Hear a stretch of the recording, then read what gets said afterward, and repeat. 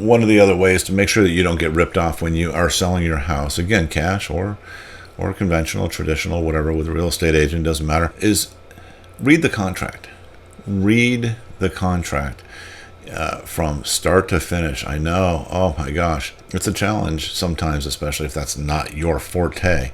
My wife makes fun of me because she's like, you couldn't read a novel to save your life, but somebody puts a 30-page contract in front of you and you're like drooling over it. And I'm like, I know, I'm weird that way.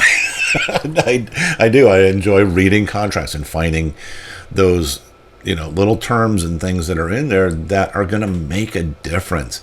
But it's in your best interest to read the contracts and then question it and counter it out, and don't let them push you and don't let them bully you when they say, well, that's just how it is. And if you don't accept it that way, then we're going to move on, right? Because this is another tactic that a lot of cash buyers or even more aggressive wholesalers use, is they'll say, it's a take it or leave it offer. Take it or we're leaving, right?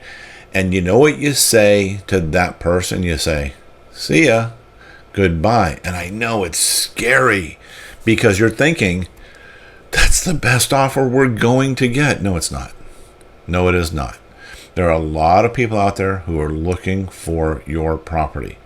And if you can expose it properly, then you don't have to worry about that. But the main thing is, again, you get an agreement, read it and understand it. Have them send it to you in its entirety. One thing that a lot of people will do is they'll put a contract down in front of you, and then they'll hand you a pen. And now what that does is it puts pressure on you to go, okay. And then you just kind of flip through the contract because you don't read contracts for fun like I do. And you go, okay, well, what does it say? Oh, we're just, we're buying it for this price. You sign it, and next thing you know, your property is locked up. You can't sell it to somebody else.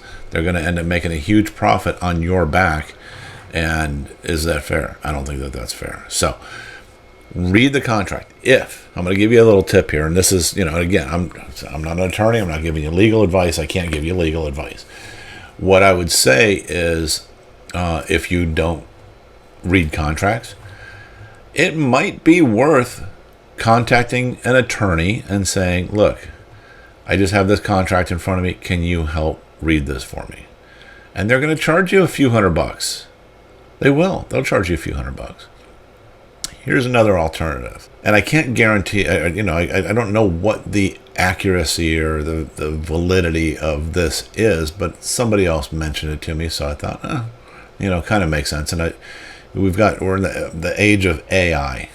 Okay. If you take that contract in a PDF form, it has to be in a PDF from my understanding, and you go to ChatGPT and you add that file and you give the instruction to ChatGPT, you say, hey, can you look over this document? I am the seller. Somebody, whoever else is the buyer. What red flags do you see? And if there's terms about assignments or changing vestings or things like that, in theory, it should point that out. But don't rely on it, okay?